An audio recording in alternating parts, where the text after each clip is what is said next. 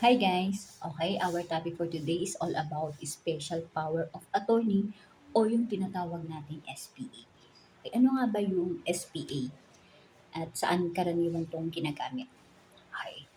Number one guys, ang SPA or Special Power of Attorney is a legal document na pinipirmahan ng principal at ng attorney in fact.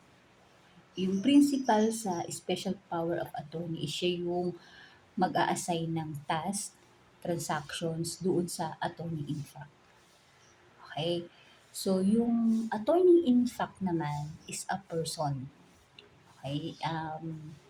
Is a person na siya yung ina-assign ng principal na gumawa ng mga tasks o transactions na hindi kayang gawin ng principal. Okay?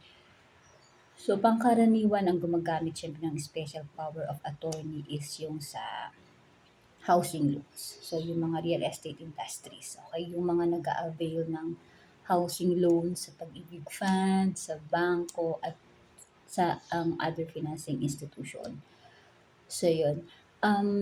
Minsan, naririnig ko sa mga borrowers or kapag may kausap akong borrowers, ang sinasabi nila sa akin is, ang SPA ko po is yung parents ko or ang SPA ko po is yung mother ko, ang SPA ko po is yung kapatid ko, or ang SPA ko po is yung asawa ko, or ang SPA ko po is yung anak ko.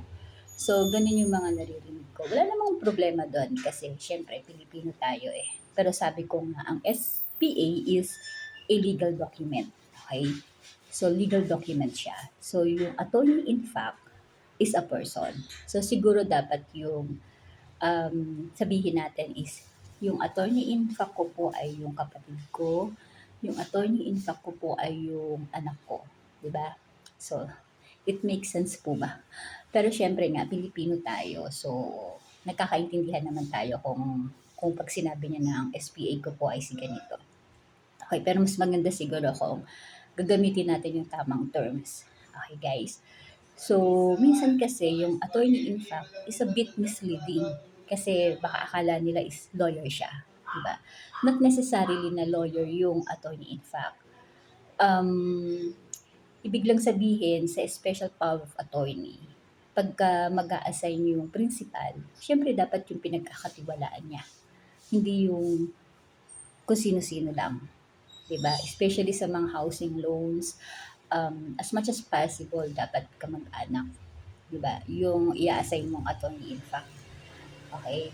Sa special power of attorney, yung principal doon, not necessarily siya yung kukuha ng property or siya yung principal sa property.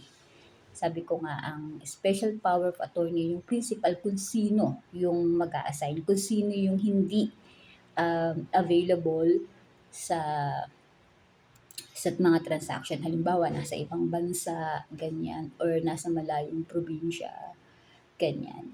So, yung, yun ang nag-i-issue ng special power of attorney, yung principal. Okay? Um, Minsan,